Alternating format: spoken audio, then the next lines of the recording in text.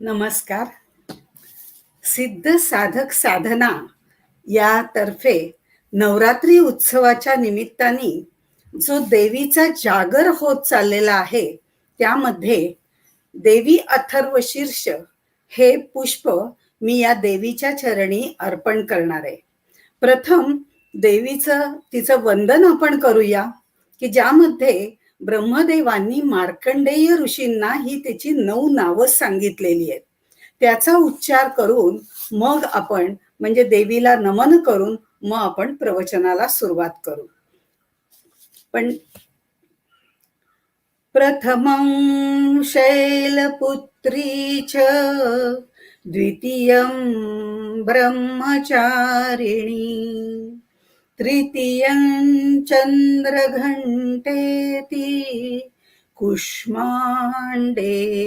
चतुर्थकम् पंचमं स्कन्दमातेति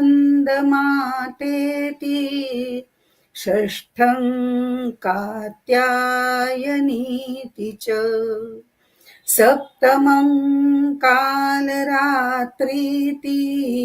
महागौरीति चाष्टमम् नवमं सिद्धिदात्री च नवदुर्गा प्रकीर्तितः उक्तान्येतानि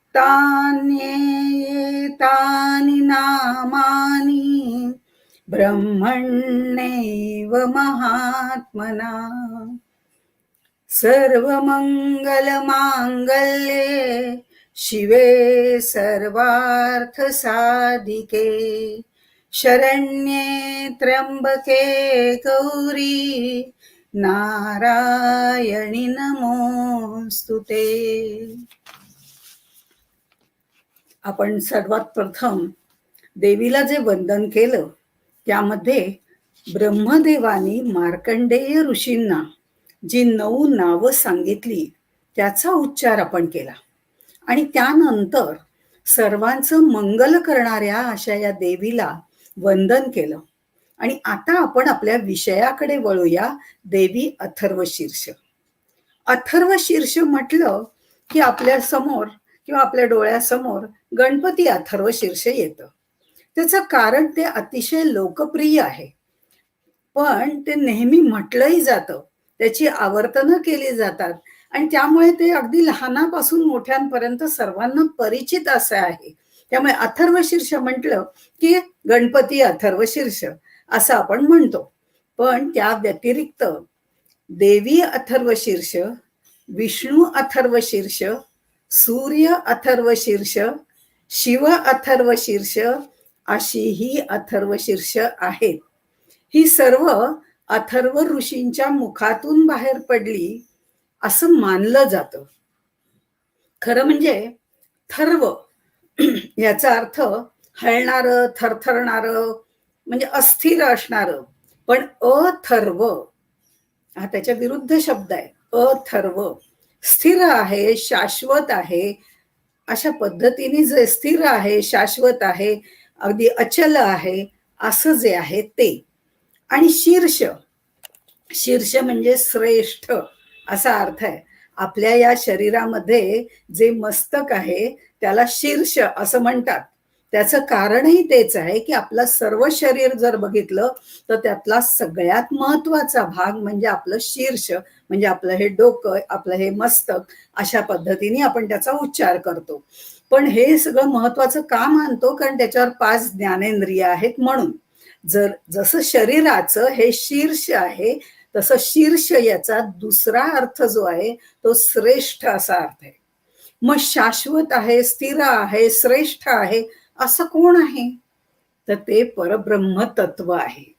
आणि ते जे परब्रह्म तत्व आहे, ते परब्रह्म तत्व त्याला वंदन करण्यासाठी हा जो अथर्वशीर्ष आहे ते म्हटलं जातं. हे जे परब्रह्म तत्व आहे, हे परब्रह्म तत्व 5 शक्तींद्वारा जगाच्या सगळ्या व्यवस्थेसाठी, जग सुचारूपणे चालण्यासाठी, सुव्यवस्थित चालण्यासाठी 5 शक्तींचा वापर करतो. म्हणजे हे परब्रह्म तत्व 5 ऊर्जा शक्ती म्हणा किंवा शक्ती म्हणा त्यांचा वापर करतो. ते कोणतं आहे? तर त्यातली पहिली शक्ती ही गणपतीची आहे. ओंकार स्वरूप शब्द ब्रह्म ज्याला म्हटलं जातं, मितिकाक्षर ब्रह्म म्हटलं जातं, एकाक्षर ब्रह्म म्हटलं जातं. तो जो ओंकार आहे, तो वर्ण जो ओंकार आहे, त्याच्यापासून सगळ्या जगाची निर्मिती झालेली आहे, असं उपनिषदांमध्येही सांगितलेलं आहे.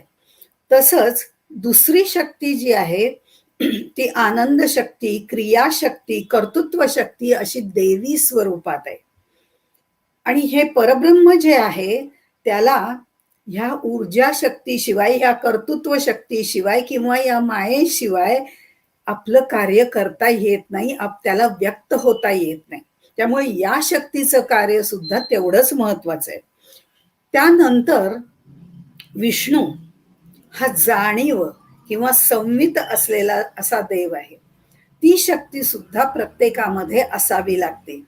शिव शंकरोती इति शिव, कल्याणकारी असं करणारा जो आहे तो शिवाय ही पण एक शक्ती आहे. जे जे वाईट आहे, नको नको आहे, नष्ट करायला पाहिजे ते ते नष्ट करणारा सुद्धा हा देव आहे.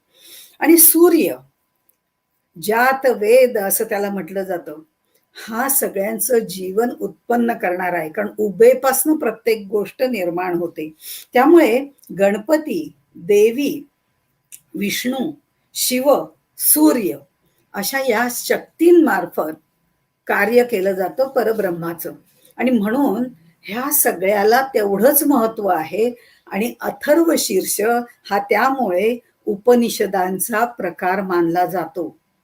आता हे जे देवी अथर्व शीर्ष आहे ते खरं म्हणजे सप्तशतीमध्ये प्रॉपर नाहीये, पण सप्तशतीचा पाठ करण्यापूर्वी, सप्तशतीचा पाठ करण्यापूर्वी रात्री सुक्तानंतर त्याचं पठण केलं जातं. या सगळ्या उपासनांमध्ये किंवा आपण अथर्व शीर्षांमध्ये असं बघितलं तर लक्षात येतं की याच्यामध्ये तत्वज्ञान पण आहे आणि उपासना सुद्धा आहे. काही काम्य उपासना सुद्धा त्याच्यामध्ये आहेत. हे देवी अथर्व शीर्ष जे आहे ते सूर्याकडे, प्रकाशाकडे नेण्याचा मार्ग आहे, ज्ञानाकडे नेण्याचा मार्ग आहे. पूर्वीच्या काळी जर आपण बघितलं तर वेदकालीन स्त्रिया किंवा ऋषिका म्हणूया त्यांना, तर त्या ज्या होत्या त्या वेद पठण करायच्या, यज्ञ कार्य करायच्या, वाचक नवी वगैरे सारख्या प्रवीण असायच्या, त्याच्यामध्ये सूक्त पठण करायच्या, अनेक गोष्टींमध्ये त्या पारंगत होत्या. ऋषिका ज्या होत्या त्यामध्ये अंभृणी ऋषींची जी कन्या आहे, वाक किंवा वाच असं शब्दभेद आहे त्याच्यामध्ये. वाक म्हणून जी आहे ती सुद्धा याच्यामध्ये प्रवीण आहे. तसंच मैत्रेयी, आपण बृहदारण्यक उपनिषदात बघितलं तर याज्ञवल्क्य आणि मैत्रेयी यांचा संवाद आहे. गार्गी जी पूर्वमीमांसे करता प्रसिद्ध आहे, दक्षाची मुलगी अदिती, दाक्षायणी अदिती असं तिला म्हणतात. अशी अनेक नावं घेता येतील. आता या अथर्व शीर्षामध्ये, देवी अथर्व शीर्षामध्ये जर आपण बघितलं तर ऋग्वेदातल्या 10व्या मंडलातले काही मंत्र त्याच्यामध्ये आहेत. हे या अथर्व शीर्षामध्ये वागांभृणी जी आहे, अंभृणींची कन्या जी आहे वागांभृणी, तिचे 8 मंत्र आहेत. 2 ते 9 हे तिचे मंत्र आहेत. हे ऋग्वेदातल्या 10व्या मंडलामध्ये पण येतात. आता तसंच दाक्षायणी अदिती जी आहे तिचेही मंत्र आहेत. या सूक्ताचे जे द्रष्टे आहेत बृहस्पती आणि अंगिरस यांचे सुद्धा मंत्र याच्यामध्ये आहेत. असे हे 27 मंत्र याच्यामध्ये आहेत आणि ते संकलित केलेलं असं हे अथर्व शीर्ष आहे. हे देवीचं अथर्व शीर्ष आहे. त्यामध्ये देवीचं ब्रह्मरूपत्व जे आहे, तिला सर्व ब्रह्मरूपानी तिचं जे असणं आहे, असतची असे आहे, त्या देवीच्या त्या स्वरूपाचं, ब्रह्मस्वरूपाचं, देवीच्या सगुण मूर्तीचं त्याचंही वर्णन आहे. देवीचा एकाक्षर मंत्र, देवीचा नवार्णव मंत्र, फलश्रुती या सगळ्या गोष्टींचा समावेश याच्यामध्ये आहे. आणि त्याचा धावता आढावा आपण घेणार आहोत. हा आढावा घेताना सगळ्यात सुरुवातीला जर आपण बघितलं पहिल्या ह्याच्यामध्ये, तर त्याच्यामध्ये असं लिहिलेलं आहे, त्या मंत्रामध्ये असं म्हटलेलं आहे, ओम सर्वे वै देवीम उपतस्थुः कासी त्वं महादेवीति सा ब्रवीत अहम ब्रह्मस्वरूपिणी, अहम ब्रह्मस्वरूपिणी, असं ती म्हणते. जेव्हा सर्व देव त्या देवीला विचारतात, महादेवी आपण कोण आहात? तर आपण कोण आहात म्हटल्यानंतर ती सांगते, अहम ब्रह्मस्वरूपिणी, मीच ब्रह्म झालेली आहे, मी ब्रह्मस्वरूपिणी आहे. वागामृणीला ज्या वेळेला ब्रह्म साक्षात्कार झाला त्यावेळेला तिचा हा उद्गार आहे, अहम ब्रह्मस्वरूपिणी. आता हा उच्चार तिने केलेला आहे, ती ब्रह्मविद झाल्यावर केलेला आहे. ब्रह्मविद ब्रह्म एव भवती, त्याप्रमाणे ती ब्रह्मस्वरूप झालेली आहे. ही ब्रह्मस्वरूप झालेली असल्यामुळे ती म्हणते अहम ब्रह्मस्वरूपिणी, असं तिने सांगितलं. आता ही ती स्वतःच ब्रह्मस्वरूपिणी आहे आणि त्यामुळे साहजिकच हे ब्रह्मस्वरूपिणी झालेली, ती त्या परब्रह्माशी एकरूप झालेली असल्यामुळे ती असं म्हणते, मत्त प्रकृती पुरुषात्मक जगत, मत्त प्रकृती पुरुषात्मक जगत. म्हणजे हे जे पुरुष प्रकृती वगैरे हे जे सगळं जग निर्माण झालेलं आहे ते सगळं मीच निर्माण केलेलं आहे, माझ्यापासूनच ते सगळं निर्माण झालेलं आहे. कारण हे देवीचं अथर्व शीर्ष आहे, त्यामुळे ती म्हणते हे सगळं माझ्यापासून निर्माण झालेलं आहे. इथे आपल्याकडे ज्या अनेक परंपरा आहेत त्यामध्ये जर आपण शैव परंपरा बघितली तर त्या शैव परंपरेमध्ये शिव हा परब्रह्म स्वरूप मानला जातो, परमशिव असं त्याला म्हणतात. वैष्णव परंपरा जर बघितली तर त्याच्यामध्ये विष्णूला परब्रह्म स्वरूप मानलं जातं. आणि देवीची परंपरा किंवा शाक्त परंपरा म्हणूया, तिथे देवीला ब्रह्मस्वरूपिणी मानलं जातं, म्हणजे तीच ब्रह्मस्वरूप आहे असं मानलं जातं. इथे परब्रह्माच्या बाबतीमध्ये जर आपण बघितलं तर स्त्रीलिंग पुल्लिंग नसतं बरं का. तो परब्रह्म आणि ती परब्रह्म असं नसतं, ते तत्व आहे आणि त्या तत्वाशीच ती एकरूपता आहे. ही वागामृणी जी आहे ती ब्रह्मरूप झालेली आहे, ती ब्रह्मस्वरूप झालेली आहे, त्याच्याशी एकरूप झालेली आहे. त्यामुळे आपण म्हणताना भगवंत आणि भगवती असं म्हणतो, ते आपले सोयी करता म्हणतो, पण इथे ती ब्रह्मस्वरूपच झालेली आहे. आणि त्यामुळे ती प्रकृती आणि पुरुष जे आहेत ते त्यांनी जे जग निर्माण केलेलं आहे ते मीच निर्माण केलेलं आहे, माझ्याच हाताखाली ही सगळी जण कामं करणारी आहेत, कारण मी स्वतः सच्चिद आनंद स्वरूप आहे असं वागामृणी सांगते. सत म्हणजे तिचं अस्तित्व आहे, असतची असे आहे, ती चित्त आहे, ज्ञशक्ती तिच्यामध्ये आहे आणि आनंद शक्ती म्हणजे क्रियाशक्ती तिच्यामध्ये आहे. या सगळ्या शक्ती, जी सृजन शक्ती तिच्यामध्ये आहे, त्यामुळे या सगळ्या शक्तींचा वापर करून तिने सांगितलंय मीच हे परब्रह्म रूपी मी जी आहे, मीच हे सर्व जग निर्माण केलेलं आहे.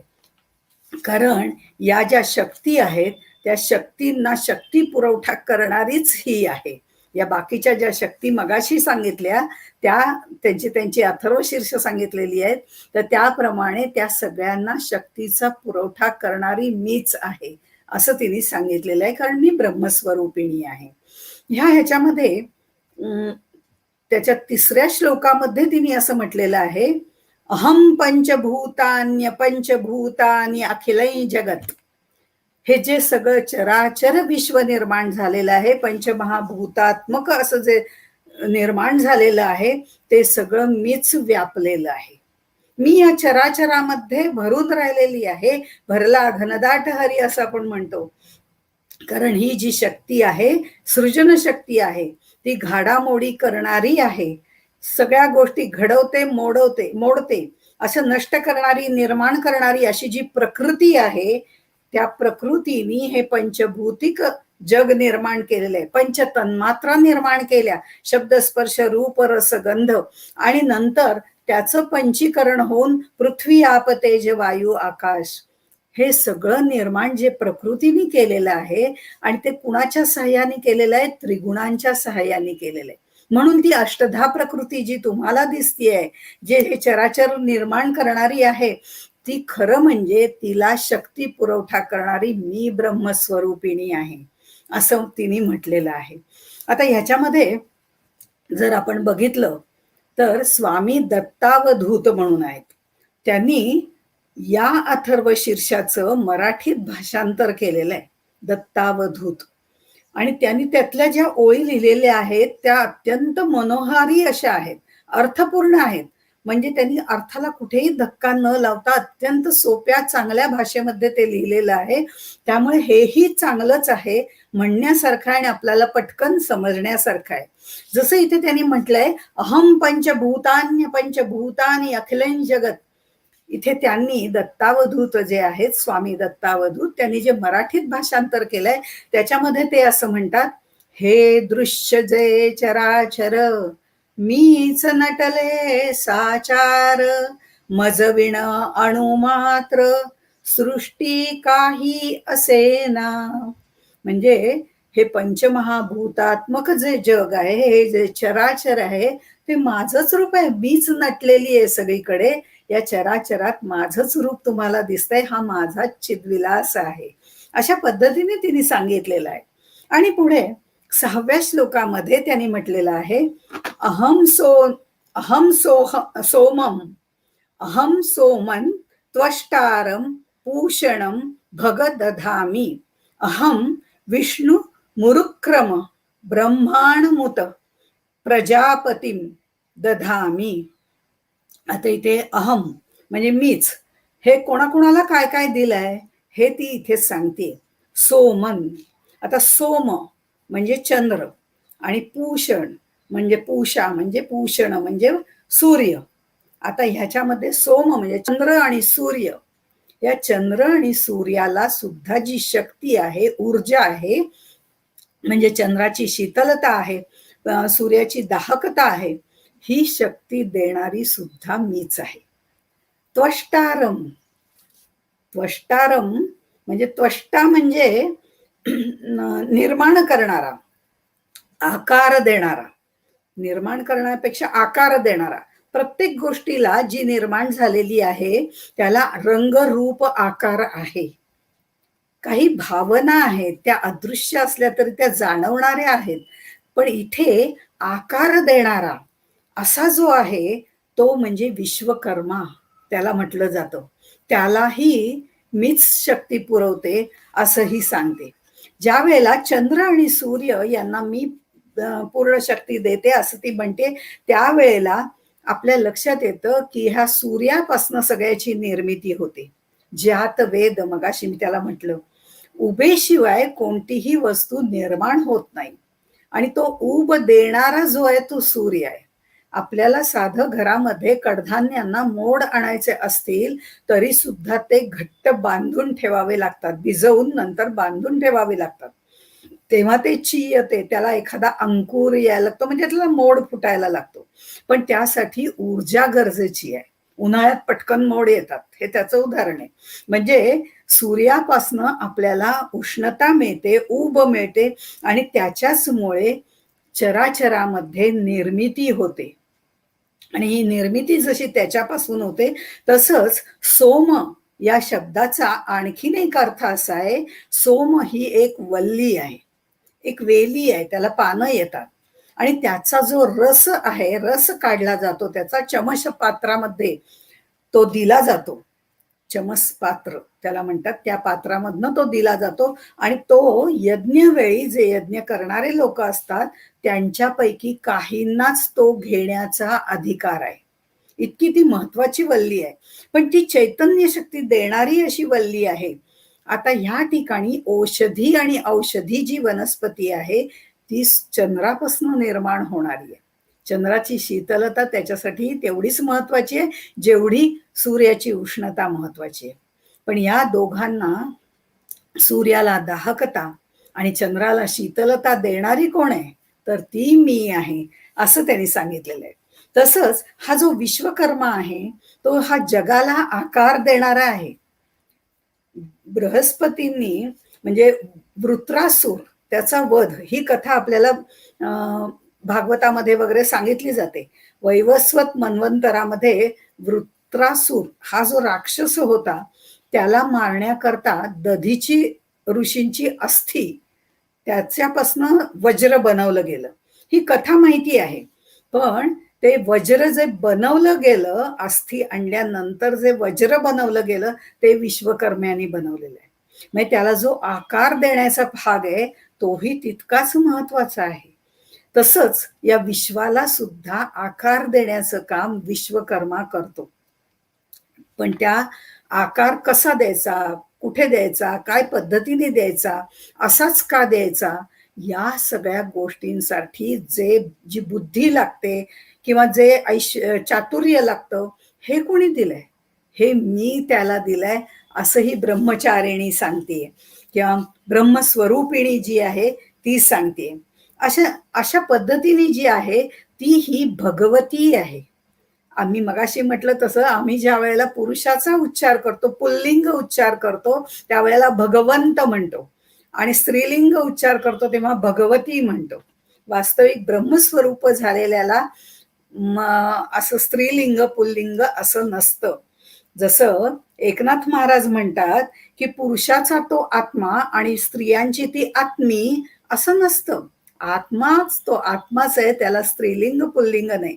तो जसं शरीर धारण करतो तसं वागतो.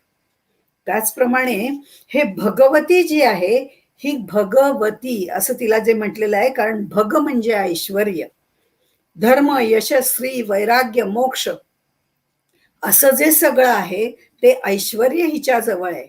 या 6 गोष्टींनी मिळून जी आहे ती षड्गुणैश्वर्य अशी आहे. आता हे भग आणि श्री याच्यामध्ये पुन्हा फरक आहे. ऐश्वर्य आणि श्री याच्यामध्ये फरक आहे. भग म्हणजे ऐश्वर्य, कारण श्री म्हणजे धन, दौलत, स्थावर, जंगम, मालमत्ता व संपत्ती वगैरे जे आपण म्हणतो ती. पण ऐश्वर्य वेगळं आहे. ईशस्य भाव ऐश्वर्य, हा ईशन करण्याचा जो भाव आहे, ईशन करण्याची जी शक्ती आहे, सर्व ब्रह्मांडावरती ईशन करण्याचं, आधिपत्य गाजवण्याचं जे आहे त्याला ऐश्वर्य असं म्हणतात. आणि ते ऐश्वर्य तिच्या जवळ आहे. ऐश्वर्य, धर्म, यश, श्री, वैराग्य आणि मोक्ष अशी ती षड्गुणैश्वर्य आहे, भगवती आहे. आता ही सगळी शक्ती तिच्यामध्ये असल्यामुळे प्रत्येकाला त्याचं त्याचं कार्य करण्यासाठी शक्ती देणारी ती आहे. शक्तीच दिली नाही तर तो कार्य करूच शकत नाही. आपल्या हाताला उचलण्याची शक्ती आहे, पण ज्या वेळेला ती शक्ती भगवंत काढून घेतो त्यावेळेला आपल्याला कुठलीही त्यातली वस्तू उचलता येत नाही, जडही नाही आणि हलकी नाही, कारण ती जी शक्ती आहे ती भगवंतानी काढून घेतलेली असते. मग हात लुळा पडतो असं आपण जे म्हणतो ना, ही शक्ती प्रदान करणारी आणि पुन्हा ती काढून घेणारी तीच आहे. आणि त्यामुळे इथे ब्रह्मा विष्णू महेश जे आहेत त्या ब्रह्मा विष्णू महेशांना सुद्धा ही सर्व शक्ती, उत्पत्ती, स्थिती, लय करण्याची शक्ती किंवा सत्व, रज, तम याचं कार्य करण्याची शक्ती जी आहे ती देणारी ही भगवतीच आहे.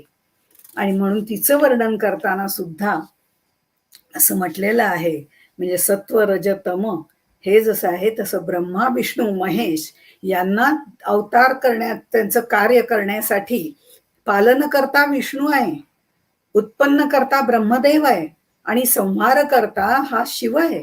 ही त्यांची कार्य आहेत. ही सगळी कार्य जी करायची शक्ती आहे ती मी त्यांना दिलेली आहे. आणि याचं वर्णन दत्तावधूतांनी असं केलेलं आहे, तेही सुंदर आहे.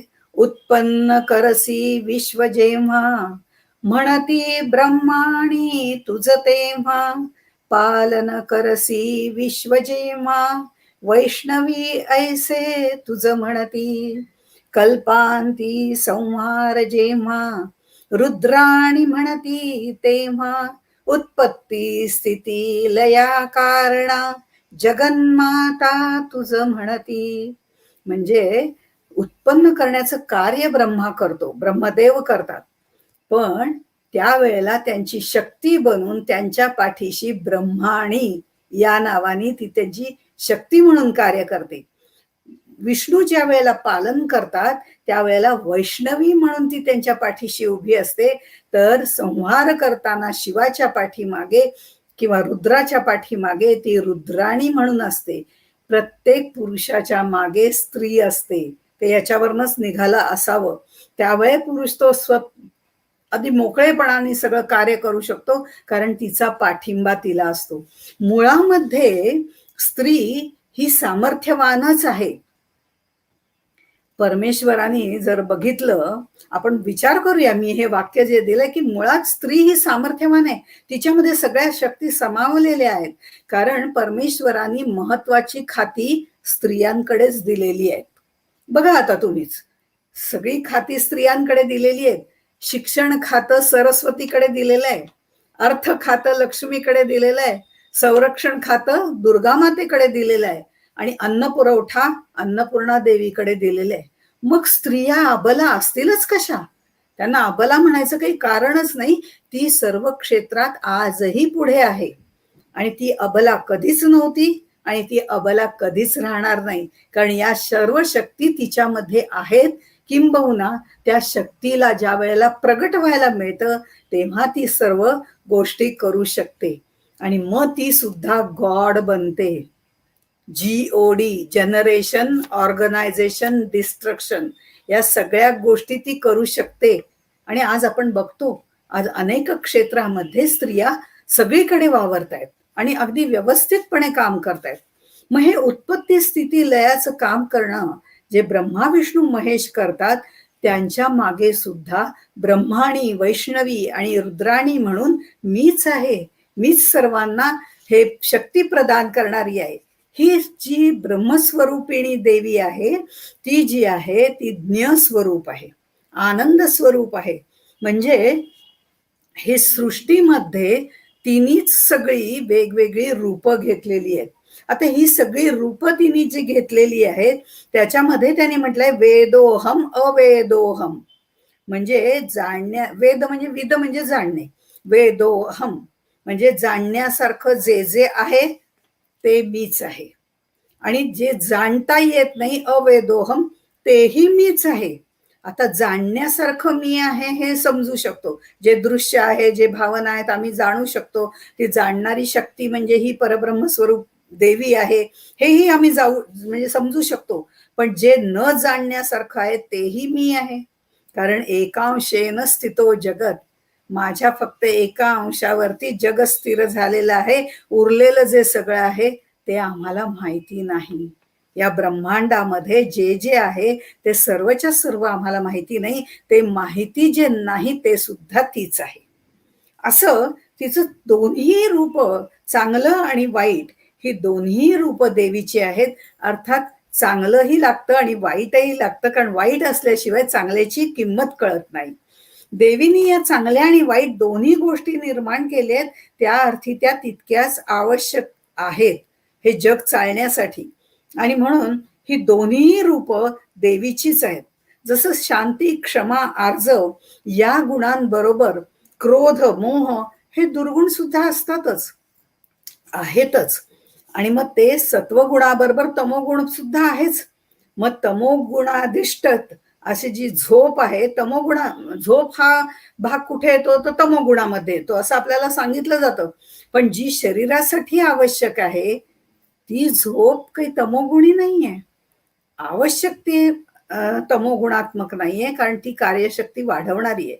पण ज्या वेळेला त्याचा अतिरेक होतो तेव्हा ते तमोगुणामध्ये जातं. त्यामुळे ज्या ज्या गोष्टींचा अतिरेक होतो ते तमोगुणामध्ये जातं. आता हे जे सगळं आहे या सगळ्यामध्ये आपण म्हणतो की शांती चांगली पण क्रोध वाईट. पण क्रोध दरवेळी वाईट असतोच असं नाही, असं ठोक समीकरण करून आपल्याला चालत नाही. आपल्याला जमदग्नी ऋषींची कथा माहितीये, अत्यंत क्रोधी होते. जमदग्नी सारखा क्रोध असं आपण म्हणतो. आता ही रेणुका माता जी होती ती एकदा पाण्याच्या ठिकाणी, तलावाच्या ठिकाणी अशी गेली होती, नदीच्या ठिकाणी गेली होती, पाणी आणण्यासाठी गेली होती. आणि गंधर्व आणि पत्नी यांची जलक्रीडा ती पाहायला तिथे थांबली. आता वास्तविक पाहता ती ऋषी पत्नी आत्ता होती, पण पूर्वीची ती राजकन्या आहे. रेणू राजाची कन्या आहे. ती राजकन्या असल्यामुळे तिला सुद्धा जलक्रीडा वगैरे तिने केलेली आहे आणि त्यामुळे ती थोडीशी तिथे रमली. आणि ही कथा सगळ्यांना माहिती आहे. आपण कथेमध्ये जायचं नाहीये फारसं, आपल्याला जो विषय बघायचा तिथे जायचंय. पण त्यावेळेला ती तिथे थांबली म्हणून जमदग्नी ऋषींना क्रोध आला आणि त्यांनी आपल्या मोठ्या मुलाला सांगितलं, आईचा पहिल्यांदा शिरच्छेद करून टाक. मोठा मुलगा नाही म्हणला, 2 नंबरचा नाही म्हणला, 3 नंबरचा नाही म्हणला, 4 नंबरचा नाही म्हणला. प्रत्येकानेही नाही म्हणून सांगितलं. त्याबरोबर जमदग्नी ऋषींनी त्या चौघांचीही शिर कापून टाकली. का माझी आज्ञा तुम्ही मानत नाही असं म्हणून. आई आता जो आला तो परशुराम आला आणि परशुरामाला त्यांनी सांगितलं, त्याने सगळं दृश्य पाहिलं आणि सांगितलं पहिलं आईचं डोकं उडव. आणि ते उडवल्यानं तो त्यांनी ताबडतोब आज्ञा पाळली आणि आईचं म्हणजे रेणुका मातेचं डोकं उडवलं. आता हे झाल्यानंतर मात्र जमदग्नी म्हणले, वा तू खरा माझा मुलगा आहेस. आणि ते म्हणले की मला खूप छान वाटलं की तू माझी आज्ञा म्हणजे मान्य केलीस आणि म्हणून तुला काय हवं ते माग. अर्थातच जमदग्नींचाच मुलगा जरी असला तरी परशुरामानी त्यांना सांगितलं की माझी ही चारही भावंड माझी आई जिवंत करून द्या. आणि ती त्यांनी केली. आणि त्याच्यानंतर त्यांच्या लक्षात आलं की क्रोध हा खूप वाईट आहे. मी आजपासून क्रोधाचा त्याग केला. आणि अगदी अक्षरशः ऋषी होते ते, त्यांनी त्या क्रोधाला आपल्यामधनं घालवून टाकलं. पण याचा गैरफायदा कोणी घेतला तर सहस्रार्जुनाने घेतला. त्यांनी ती कामधेनू जी होती ज्याच्या आधारे ह्या जमदग्नी ऋषींनी सर्वांना जेवायला वाढलं होतं, ते पाहिल्यानंतर त्या कामधेनूचा लोभ ह्या कार्तवीर्य सहस्रार्जुनाला झाला आणि त्यांनी त्या गायीला पळवून नेलं, ओढत ओढत नेलं, फरफटत नेलं. पण ह्यांनी काहीही बोलले नाहीत, कारण क्रोध त्यांनी पूर्णपणे नष्ट केलेला होता. त्यावेळेला 21 वेळा वार करून त्यांनी जमदग्नी ऋषींना मारून टाकलं, तरीही ते काही बोलले नाही. मग यासाठी क्रोधाची आवश्यकता होती थोडाफार, पण त्यांनी तो केला नाही. म्हणजे हे कुठल्याही गोष्टीचा अतिरेक करणं वाईट आहे. क्रोध त्याग केला याचाही अतिरेक झाला आणि क्रोध होता तोही अतिरेक झाला. म्हणजे कोणतीही गोष्ट वाईट किंवा चांगली नाही, फक्त ती गोष्ट आपण किती प्रमाणात, किती वेळात, केव्हा, कशी, कधी सुयोग्य रीतीने वापरतो की नाही हे महत्वाचं आहे. पण सांगण्याचं तात्पर्य हे आहे की अशा प्रमाणे सुख दुःख, सद्गुण दुर्गुण, विद्या अविद्या हे सगळी देवीचीच रूप आहेत. तिनेच निर्माण केलेली आहे, ती योग्य तऱ्हेने वापरायला हवी. अशा ह्या समृद्धी देणाऱ्या, बुद्धी देणाऱ्या विश्वव्यापी देवीची सर्व देव 8व्या श्लोकामध्ये तिला शरण जातात आणि तिची स्तुती करतात. आणि ती स्तुती करताना ते असं म्हणतात, ते देवा अब्रुवन. ते देव काय म्हणाले तर ते देव म्हणाले, नमो देव्यै महादेव्यै शिवायै सततं नमः. नमः प्रकृती भद्रायै नियता प्रणता स्मताम. आता हे महादेवी तू शक्ती स्वरूप आहेस, कल्याणकारी आहेस, भद्र म्हणजे सुंदर आहेस, अतिशय सुस्वरूप आहेस. आणि अशा ह्या प्रकृती देवीला आम्ही शरण आलेलो आहोत. आता हे सगळं जे वर्णन, गुणवर्णन तिचं केलेलं आहे, ही जी सगळी जाणीव निर्माण करणारी ती आहे. ही चेतना, बुद्धी, निद्रा, क्षुधा, छाया, शक्ती, क्षमा, शांती, लज्जा, कांती, बघा किती गोष्टी आहेत. या सगळ्या गोष्टी ह्या देवीची शक्ती आहे. ही संवित त्याला म्हटलं जातं. आणि संवित म्हणजे जाणीव. आणि ही जाणीव जी आहे ती निद्रेची जाणीव, क्षुधेची जाणीव, क्षमेची जाणीव, शांतीची जाणीव ही सगळ्यांमध्ये सारखी आहे. उदाहरणच घ्यायचं झालं तर भुकेची जाणीव सगळ्यांमध्ये सारखीच आहे, प्राण्यांमध्ये पण मनुष्यामध्ये पण. तहानेची जाणीव सारखीच आहे, भीतीची जाणीव सुद्धा सारखीच आहे. मी जेव्हा साप बघते त्यावेळेला मी त्याला मारायला धावते, कारण तो मला चावेल ही मला भीती आहे. पण त्याच वेळेला ही मला मारेल म्हणून तो साप पळत सुटतो, ही त्याची ही भीतीचीच जाणीव आहे. एक पळतोय, एक मारतोय, क्रिया वेगळ्या आहेत, पण जाणीव एकच आहे. त्यामुळे ही जी जाणीव आहे, ही जी संगीत आहे, ही पुरवणारी ती आहे. लहान बालकाच्या भुकेची जाणीव, ती जबाबदारी घेणारी सुद्धा तीच आहे. लहान मुलाच्या भुकेची जाणीव, त्याचं कारण असं आहे की लहान मुलाला भूक लागते त्यावेळेला आई स्तनपान देते. आईच्या हृदयस्थानी त्या रक्तापासून दूध तयार करण्याची जी शक्ती आहे, ती शक्ती पुरवणारी ही जगन्माता आहे.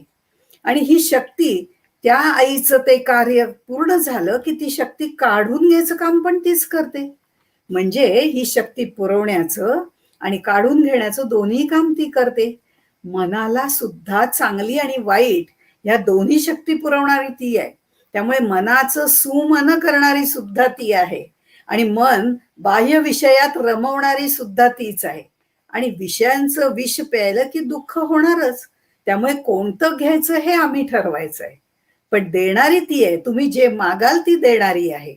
आणि म्हणून सगळ्यांना मदत करणारी अशी ही भद्र स्वरूपाची जी महादेवी आहे, शिव आहे, मंगल आहे, तिला वंदन सगळ्यांनी केलेलं आहे. आणि हे वंदन करताना जे त्यांनी म्हटलेलं आहे, नमो देव्यै महादेव्यै शिवायै सततं नमः, नमः प्रकृती भद्रायै नियतः प्रणतः स्म, असं जे म्हटलेलं आहे, हे सुद्धा आपण नेहमी म्हणतो.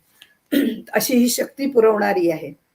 पुढच्या 9व्या श्लोकामध्ये त्यांनी असं म्हटलेलं आहे, ताम अग्निवर्णा तपसा ज्वलंतीम वैरोचिनी कर्म फलेषु जुष्टाम, असं जे सगळं त्यांनी म्हटलेलं आहे, दुर्गा देवी शरणम वगैरे. तर हा जो ताम अग्निवर्णा असं त्यांनी म्हटलेलं आहे, अग्निप्रमाणे तिचा वर्ण आहे. अग्निप्रमाणे तप्त असा झालेला लाल असा रंग तिचा आहे. तप करून अतिशय तेजस्वी झालेली अशी ही दुर्गा देवी आहे. तिने जवळ काही अग्नीलाच धारण केलंय असं वाटतं. आणि त्यामुळे हे अग्नीला धारण करणारी ही रक्तवर्णाची, लाल वर्णाची अशी ही आहे. आता हे सूचक आहे. खरं म्हणजे सगळे रंग तिच्यामध्ये सामावलेले आहेत. आणि हे सगळे रंग आजकाल आपण बघतो की 9 दिवस स्त्रिया 9 दिवसाचे 9 रंग धारण करत असतात साड्यांमध्ये. नसतील तर घेत असतात साड्या. म्हणजे आपोआपच त्यांची ही हौस भागते आणि दुकानदाराचाही धंदा होतो. हा तर भाग आहेच. पण तरी सुद्धा हे जे काही रंग आहेत, ते जे त्यांनी धारण केलेले आहेत, हे त्या देवीने रंग धारण केलेले आहेत. ते रंग ज्या वेळेला आपण साडी म्हणून धारण करतो, त्यावेळेला ते रंग आपल्या शरीरामध्ये मुरवावे लागतात. लाल वर्ण जो आहे तो अग्निवर्ण आहे, तो तपाचा आहे. निळा वर्ण जो आहे शांत आकाशाचा व्यापकपणा त्याच्यामध्ये आहे, निळ्या रंगाचा आहे. गुलाबी हे लज्जेचं रूप आहे, तर भगवा हा त्यागाचा आहे. पांढरा हा शांतीचा आहे, तर जांभळा समृद्धीचा आहे. पिवळा रंग सुवर्ण म्हणजे समृद्धीचाच आहे खरं म्हणजे, पण श्रीमंतीचा आहे. आणि हिरवा निर्मितीचा आहे. असे हे सगळे रंग जे आहेत, त्या रंगामागचं जे मर्म आहे ते जाणून ते आपल्या अंगात उतरवायचंय, हे महत्वाचं आहे. आपण आणि ह्या प्रत्येक रंगाची वेगळी क्षमता आहे. आपण एकच उदाहरण घेऊ आणि पुढे जाऊ. कारण अग्निवर्ण जो म्हटलेला आहे तिचा, आज आपण जर बघितलं, त्या अग्नीला तिने धारण केलेलं आहे. ते तप तिने केलेलं आहे. तप म्हणजे साधना तिने केलेली आहे, परिश्रम घेतलेले आहेत. आज अग्नीमुळे अनेक शोध लागलेले आहेत. अग्नीमुळे आपल्याला अन्न शिजवता येतं, अन्न तयार करता येतं. त्याचप्रमाणे अग्नीमुळे क्षेपणास्त्रही तयार होतात. अनेक कारखाने अग्नीमुळे कार्यरत असतात. अशी कोणतीच गोष्ट भूतलावर नाही जी अग्नीशिवाय नाही, तेजाशिवाय नाही, उभेशिवाय नाही. अग्नीला जात वेद असं जे म्हटलेलं आहे, तसंच सूर्यालाही म्हटलेलं आहे. आणि पुढे त्यांनी असं म्हटलेलं आहे 9व्या श्लोकामध्ये की त्या दुर्गा देवीनी आमचं सगळ्या दैत्यांपासून रक्षण करू. हे सगळं रंगांचं, प्रत्येक रंगाचं सांगणं आता शक्य नाहीये, पण हे सगळे रंग स्त्रियांनी आपल्यामध्ये सामावून घ्यायचे. रंगून या रंगात साऱ्या, रंग माझा वेगळा, या पद्धतीने त्यातनं वागायचंय. हा संदेश त्या 9 रंगांचा आहे. असो, या दुर्गा देवीला दैत्यांपासून संरक्षण करायला सांगितलेलं आहे. कारण असुरांचा नाश करणारी ती आहे. पूर्वी देव आणि दैत्य यांच्यामध्ये अनेक वर्ष युद्ध चालायची. त्यात देव काही वेळेला पराभूतही झालेले आहेत, असुर विजयी झालेले आहेत. महिषासुर हा जो आहे हा दैत्याधिपती आहे आणि तो स्वर्गावर राज्य करायला लागला होता आणि त्यावेळेला सगळे देव हरिहराकडे गेलेले आहेत आणि त्यावेळेला ते इंद्र, सूर्य, अग्नी, वायू, चंद्र, यम हे जे सगळे आहेत या सगळ्यांचे अधिकार त्यांनी काढून घेतले होते आणि हे ऐकून हरिहरांना अत्यंत क्रोध आला आणि हा क्रोध आला तो चांगल्यासाठी आला. त्यांच्या तोंडातून तेज बाहेर पडलं आणि त्यावेळेला ब्रह्मा, विष्णू, रुद्र, अग्नी, वायू या सगळ्यांनी आपलं तेज त्याच्यामध्ये मिसळलं. हे सगळं जे एकत्रित तेज झालं त्या महातेजापासून नारी रूप दुर्गा देवी प्रकट झालेली आहे आणि त्यावेळेला या दुर्गेला शिवतेजापासून मुखकमल, यमतेजापासून केस, विष्णू तेजापासून भुजा असं प्रत्येकाने दिलेलं आहे. इतकंच नाही, शंकराने त्रिशूळ दिलेलं आहे, विष्णूंनी सुदर्शन चक्र दिलेलं आहे, वरुणाने दिव्य शंख पाश दिलेत, विश्वकर्म्याने दिव्यास्त्र दिलेत. अशी ही त्रैलोक्य सुंदरी देवी तिने उग्र रूप धारण केलंय आणि महिषासुराशी युद्ध केलेलं आहे.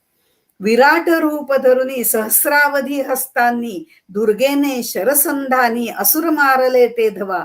भगवती दुर्गा परमेश्वरी देवांसाठी युद्ध करी, दुष्ट असुरा ते मारी जगत कल्याण करावया. कोट्यावधी असुर तिने मारलेले आहेत. महिषासुराला सुद्धा नंतर तिने मारलेला आहे, त्याचा वध केलेला आहे. हे असुर आहेत. हे महिषासुर मर्दिनी तिला नाव पडलेलं आहे. पण हे सगळे असुर आता आपण जर विचार केला तर ते आमच्यामध्ये सुद्धा आत लपून बसलेले आहेत. असु म्हणजे देह, असु म्हणजे प्राण. हा देह ज्या प्राणांनी धारण केलाय हा जो देह आहे, या देहाला महत्व देणारे, शरीराला महत्व देणारे, विषयांना महत्व देणारे, देह बुद्धीने वागणारे ते सगळे असुरच असतात. मग देहबुद्धीवर कोण कोण आहे याचा विचार करून आपणही सूर आहोत का असुर आहोत ते आपलं आपण ठरवायचं. सत्सद्विवेक बुद्धीने सत्प्रवृत्तीने वागणारे ते सूर असतात, म्हणून ते सुरात असतात.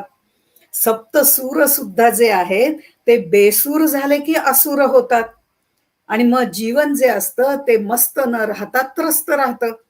पण जीवनाचे सप्तसूर सुद्धा छेडण्यासाठी या देवीची जर कृपा असेल, ती हवी असेल तर तिची भक्ती करायला हवी. मग आपोआपच आपले सगळे सूर व्यवस्थित निर्माण होतात. म्हणून ह्या देवीचं तेही महत्व आहे. ही दुर्गा देवी जी आहे ती अवतार रूप दुर्गा देवी आहे, ती परब्रह्म स्वरूपिणी आहे आणि सगळ्यांना त्या माध्यमातनं ती शक्ती प्रदान करते. पण ती दुर्ग आहे, गमन करण्यास कठीण अशी. गमन करणं, दुर्ग गम म्हणजे गमन करण्यासाठी तिच्या जवळ जाणं खूप कठीण आहे. त्यासाठी तप करावं लागतं, साधना करावी लागते, म्हणून ती दुर्गा आहे. ती नुसतीच दुर्गा नाही, ती वागेश्वरी सुद्धा आहे. देवाने जी वाणी निर्माण केलेली आहे त्या वाणीची ती देवता आहे. परापश्यंती मध्यमा वैखरी आणि म्हणून मंत्राणाम मातृका देवी शब्दानाम ज्ञानरूपिणी असं अथर्वशीर्षामध्ये म्हटलेलं आहे. आणि हे सगळं म्हणताना मातृकांच्या मुळाक्षरामध्ये ती आहे, शब्द अर्थ रूपाने ती तिथे बसलेली आहे आणि तीच महालक्ष्मी जी आहे ती ज्ञान प्राप्तीसाठी, ध्यान धारणेसाठी प्रवृत्त करणारी अशी आहे. अशी ही तेजस्वी दीप्ती अशी जी वैरोचिनी किंवा विरोचिनी असं तिला म्हटलेलं आहे. देवीला विरोचिनी म्हटलेलं आहे. रुच धातू आहे त्याच्यामध्ये. रुच म्हणजे चमकणं, उज्ज्वल करणं, झगमग करणं असं जे म्हणतात ना, ती विशेषत्वानी चमकणारी म्हणून विरोचिनी म्हटलेलं आहे. पण काही ठिकाणी पाठभेद आहे आणि त्याच्यामध्ये वैरोचिनी असा पण उल्लेख आहे. तर वै म्हणजे विविधतेनी, विविध रंगाच्या तेजांनी झळकणारी आहे. मगाशी जे सगळे रंग सांगितले त्याप्रमाणे. तसंच या देवीच्या आराधनेसाठी गायत्री मंत्र या अथर्वशीर्षामध्ये आहे. तो म्हणजे 12व्या श्लोकामध्ये आहे. महालक्ष्मींच विद्महे सर्वशक्त्यै च धीमहि तन्नो देवी प्रचोदयात्.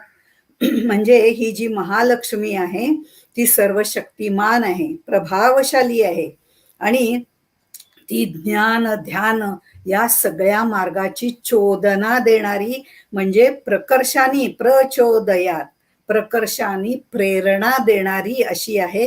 आणि ती देवी मला प्रसन्न हो असं त्यांनी मागितलेलं आहे. गायनात त्रायते इति गायत्री. त्यामुळे देवीच्या अथर्व शीर्षामध्ये हा गायत्री मंत्र सुद्धा तिचा आहे. त्याचप्रमाणे ब्रह्मविद्येचा मंत्र सुद्धा देवीच्या ह्याच्यामध्ये आहे. पण तो देवी अथर्व शीर्षातील कामो योनिः कमाला अशा पद्धतीचा जो श्लोक आहे तो ब्रह्मविद्येचा मंत्र आहे, पण हा थोडासा कूट मंत्र आहे.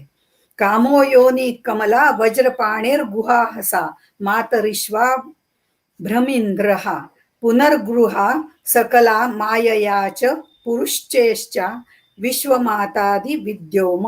अशा तऱ्हेने तो आहे, पण हा जरा कुटील आहे किंवा ह्याच्यातला शब्द कूट शब्द त्याच्यामध्ये आहेत. कुटील आहे म्हणजे कूट शब्द त्याच्यामध्ये आहेत. त्याचा अर्थ योग्य त्या व्यक्तीकडनं समजावून घेणं जास्त श्रेयस आहे, श्रेष्ठ आहे. पण ह्याचा जो नवार्णव मंत्र आहे एम ह्रीम क्लीम चामुंडायै विच्छे, हा जो नवार्णव मंत्र आहे हाही तितकाच ब्रह्मानंद प्राप्त करून देणारा मंत्र आहे. एम ह्रीम क्लीम चामुंडायै विच्छे असा तो मंत्र आहे. आता ह्या मंत्रामध्ये जर आपण बघितलं तर मगाशी जी 9 रूप आपण त्याच्यामध्ये सांगितली, शैलपुत्री म्हणून सांगितलं, ती हिमालयाची कन्या आहे आणि तिने शंकराला तपश्चर्येने प्रसन्न करून घेतलेला आहे. ब्रह्मचारिणी आहे, ती हातात कमंडलू घेतलेली आहे, दुसऱ्या हातात जपाची माळ आहे, त्यामुळे ती आध्यात्मिक चिंतन करणारी आहे. चंद्रघंटा जी आहे ती देव आणि असुर यांच्या युद्धाच्या वेळेला इंद्रानी त्या देवीला घंटा दिली होती आणि त्या घंटेवर चंद्र होता आणि ह्या चंद्राप्रमाणे ती निर्मल आहे आणि तो तिचा नाद जो आहे तो अत्यंत मधुर आहे. पण युद्धाच्या वेळेला याच घंटेचा भीषण नाद करून सगळं ती नाहीस करून टाकते. अशी ही चंद्र देवता जी आहे ती मनाची देवता सुद्धा आहे. कुष्मांडा, सगळं हे जे तप्त होऊन जे निर्माण झालेलं त्रिविध तापाने पोळलेलं असं जे संसार चक्र आहे ते पूर्णपणे आपल्यामध्ये सामावून घेणारी ती आहे. स्कंद माता, स्कंद म्हणजे कार्तिकेय, त्याची माता आहे. विवेक, संयम, धैर्य अशी धरणारी आहे.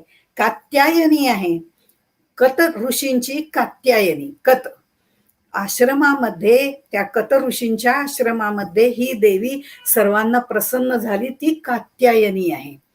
ध्येय प्राप्तीसाठी तिची आवश्यकता आहे. तर कालरात्री हे तिचं रौद्र स्वरूप आहे. महागौरी हे तिचं शुभ्र आणि शांत स्वरूप आहे. तर सिद्धदात्री हे 4 पुरुषार्थांचं पालन करणारी अशी आहे. असे जे हे 9 दुर्गेंचं जे रूप दाखवलेलं आहे ते नवार्णव मंत्रामध्ये आहे.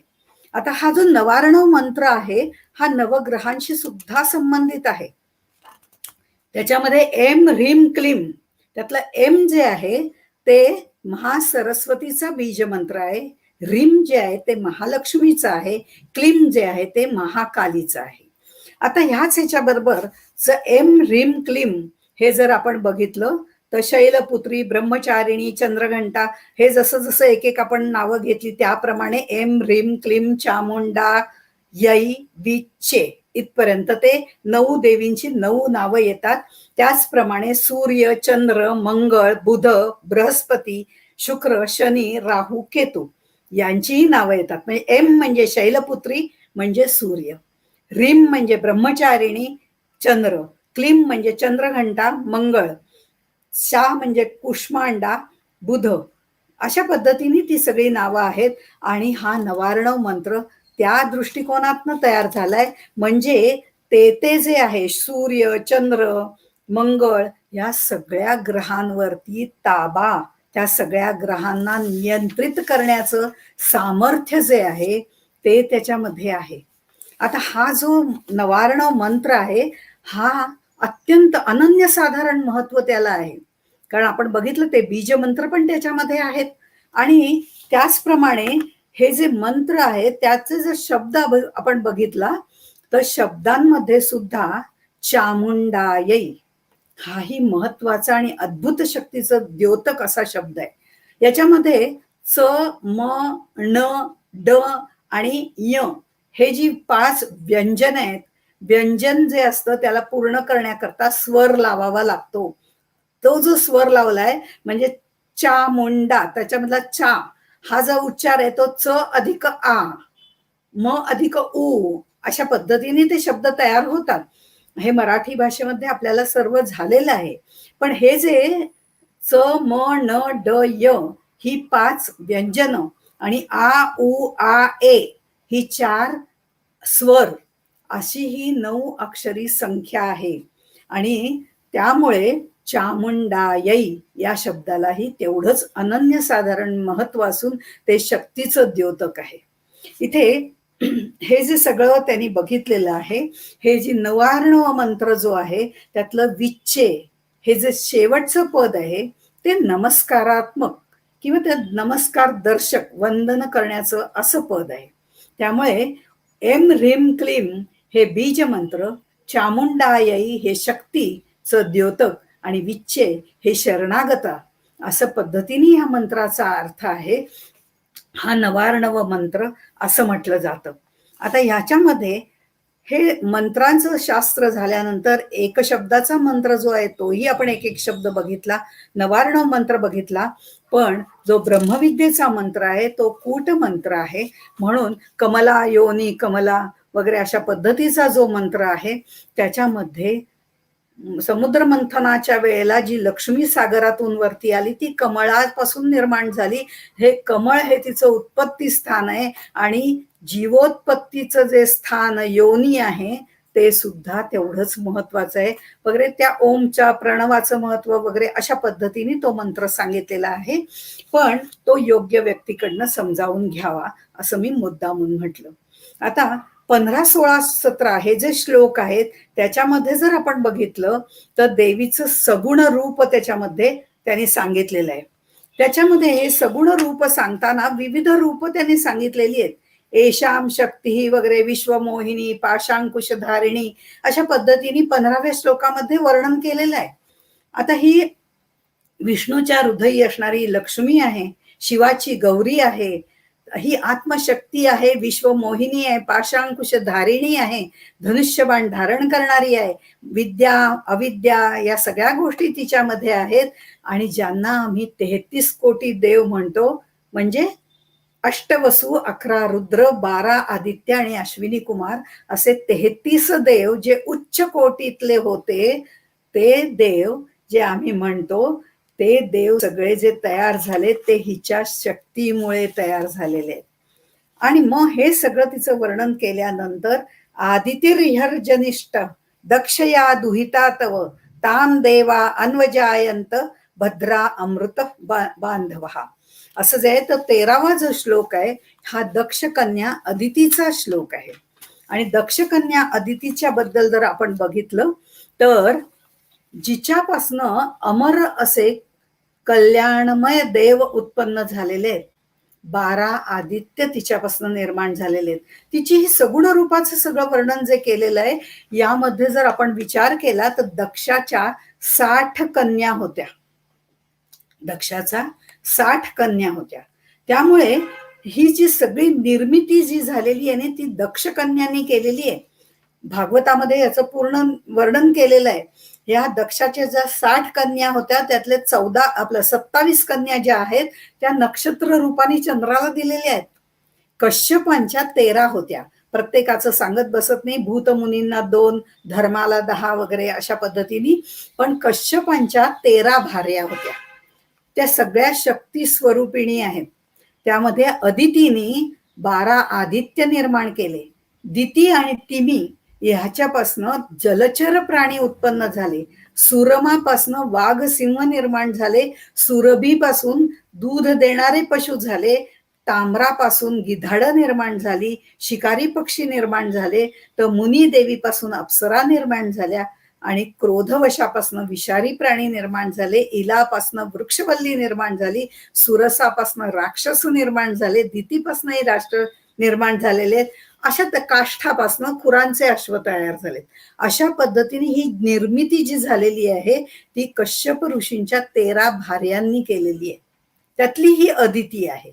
आणि त्यामुळे ह्या अदितीने सुद्धा निर्मितीचं कार्य केलेलं असलं तरी या सगळ्यांना ती निर्मिती करून देण्यासाठी जी शक्ती प्रदान केलेली आहे ती या ब्रह्मस्वरूपिणीने केलेली आहे.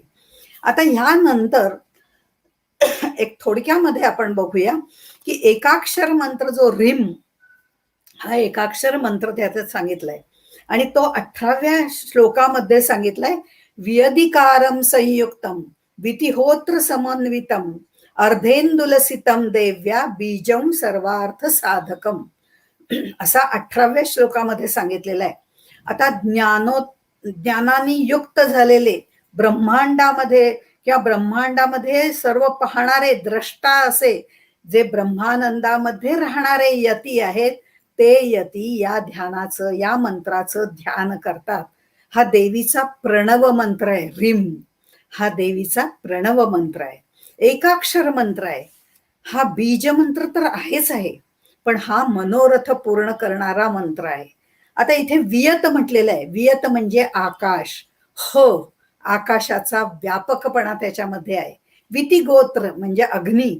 हा र हा त्याच्यासाठी आहे. आणि इकारयुक्त असा जो शब्द आहे तो अग्निसहित अर्धचंद्र ज्याच्यामध्ये आहे असा अलंकृत आहे.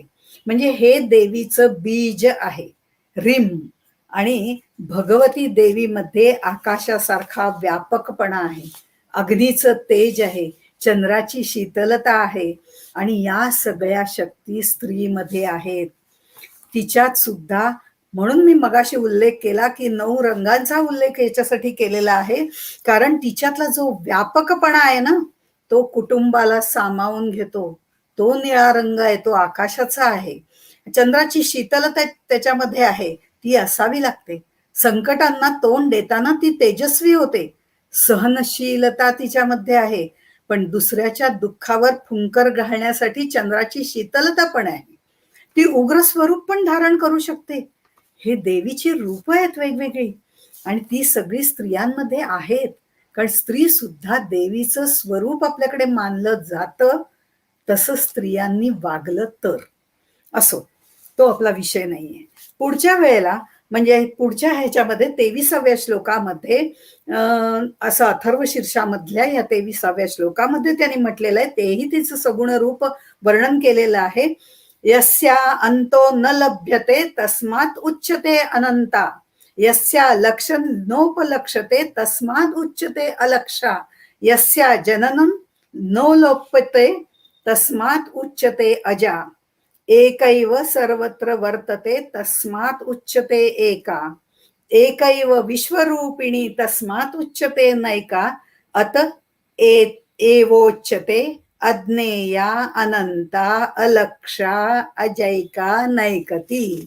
अशा पद्धतीने हा श्लोक सांगितलेला आहे. याच्यात सगळं देवीचं स्वरूप सांगितलेलं आहे. हे देवीचं स्वरूप सांगताना कसं सांगितलेलं आहे की ही ब्रह्मादिक वगैरे सगळे जे आहेत ते सुद्धा तिला जाणू शकत नाहीत. अशी ती अज्ञेय. ज्ञेय म्हणजे ज्याला आपल्याला जाणता येतं ते, पण ही अज्ञेय आहे कारण ही ब्रह्मस्वरूपिणी आहे जिचा अंतच कळत नाही आणि जिचा उगमही कळत नाही म्हणून तिला अनंता असं म्हटलेलं आहे. आणि जिचं लक्ष कोणतं आहे हे कळत नाही. जिचं लक्ष कोणतं नाही म्हणजे ती अलक्ष आहे असं का म्हटलंय. तिचं लक्ष कुठे आहे हे तर आम्हाला कळत नाहीच. तिची कृपा कोणावर होणार आहे कोणावर नाही हे आम्हाला कळत नाही हे तर आहेच आहे. पण खरं म्हणजे लक्ष या शब्दाचा अर्थ परिभाषा करणे, व्याख्या करणे असं आपण ज्याला म्हणतो ना. लक्ष म्हणजे व्याख्या करणे हा सुद्धा त्याचा अर्थ आहे. आपण एक्झॅक्ट म्हणजे व्याख्या केली की त्या शब्दाचा अर्थ आपण एक्झॅक्ट सांगू शकतो की हे असं असं आहे असं असं नाही. अशा पद्धतीने व्याख्या करून आपण सांगू शकतो. पण ज्या वेळेला आपण व्याख्या करतो तेव्हा त्याला सीमित करतो की हे असं असं म्हणजे असं आहे. ही व्याख्या म्हणजे त्याला सीमित करतो. पण ही अलक्ष आहे, ही असीमित आहे, हिला सीमाच नाहीये, अमर्याद आहे, त्यामुळे ही अलक्ष आहे. आणि लक्षचा आणखीन एक अर्थ ध्येय असा सुद्धा होतो. जिचं ध्येय धरावं अशी ती आहे. माणसाचं ध्येय परब्रह्म प्राप्ती हेच आहे आणि ती परब्रह्म स्वरूपिणी आहे. मग तिचंच ध्येय धरून परब्रह्म प्राप्ती करून घ्यायची, कारण ती ब्रह्मस्वरूपिणी आहे. हे ध्येय गाठणं तेवढं सोपं नाही. अनंत जन्माचं सुकृत त्यासाठी असावं लागतं आणि मगच ते आपल्याला प्राप्त होतं. म्हणून ती अलक्षा सुद्धा आहे आणि हीच सर्वत्र पसरलेली आहे. त्यामुळे तिला एका असंही म्हणतात आणि अनंत रूप घेतलेली आहेत म्हणून तिला नैकाही म्हटलं जातं. अशा तऱ्हेने तिचं सर्व वर्णन केलेलं आहे. आणि मग सगळ्यात शेवटी जर आपण बघितलं तर फलश्रुती सांगितलेली आहे. एखादा पाठ म्हटल्यानंतर फलश्रुती काय आहे इकडं आमचं फार लक्ष असतं आणि इथे दीर्घायुष्य, पुण्यप्राप्ती, संकटनाश, वाक्सिद्धी अशा या सगळ्या व्यावहारिक फलप्राप्ती सांगितलेल्या आहेत. 26व्या ह्याच्यात पण सांगितलेल्या आहेत. ह्या सगळ्या सिद्धी ज्या आहेत त्या ह्या प्राप्त आम्हाला होतात. ही व्यावहारिक फलप्राप्ती आहे आणि व्यावहारिक फलप्राप्तीनंतर स्वरूपाची ओळख होते, तेव्हा अमरत्व प्राप्त होतं. ही प्राप्ती त्याच्यामध्ये आहे. आणि सर्वात महत्वाचं ब्रह्मसायुज्यता जी म्हटली जाते ती पारमार्थिक फलप्राप्ती सुद्धा आहे. व्यावहारिक फलप्राप्ती आहे, पारमार्थिक फलप्राप्ती आहे आणि अमरत्व ही सुद्धा फलप्राप्ती तिथे आहे. म्हणजे 3 in 1 अशी फलप्राप्ती इथे आपल्याला प्राप्त होते. पण केव्हा प्राप्त होते हे मात्र 26व्या श्लोकामध्ये सांगितलंय. तेवढा श्लोक बघून आपण थांबू. त्याचं कारण हे अथर्व शीर्ष जे आहे त्याच्यामध्ये म्हटलंय इदम अथर्व शीर्षम अज्ञात्वा योर्चा स्थापयती शतलक्षम प्रजत्वापि सोर्चा सिद्धीन न विदती. म्हणजे हे अथर्व शीर्ष न समजता अगदी 100 मूर्तीने लाखभर मूर्ती स्थापन करून जरी आपण त्याचा जप केला, पूजा केली तरी फलप्राप्ती होत नाही जर त्याचा अर्थच आपल्याला माहिती नसेल तर. म्हणून अर्थ व्यवस्थित समजून मग त्याचा पाठ करावा. आणि म्हणून हा अर्थ सांगण्याचं प्रयोजन.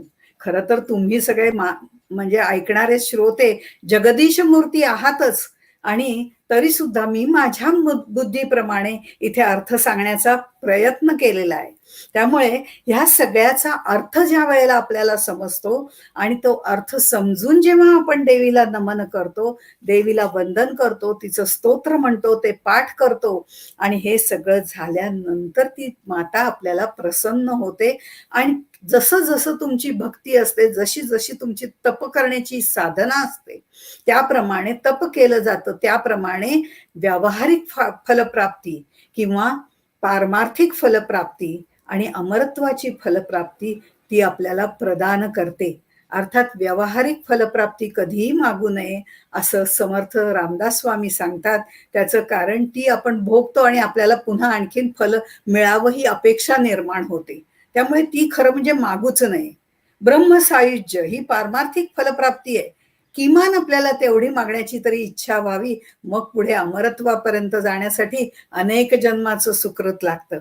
पण ही सर्व जी फलप्राप्ती आहे ती देवीला नमन करून ती फलप्राप्ती तुम्हाला मला सर्वांना प्राप्त हो अशी इच्छा देवीच्या चरणी समर्पित करते. आणि ही फलप्राप्ती म्हणजे व्यावहारिक नको तर ब्रह्मसायुज्याची फलप्राप्ती आपल्याला प्राप्त हो ही मागणी तिच्याकडे मागून आपण इथेच थांबूया. अंबा माता की जय. जय जय रघुवीर समर्थ.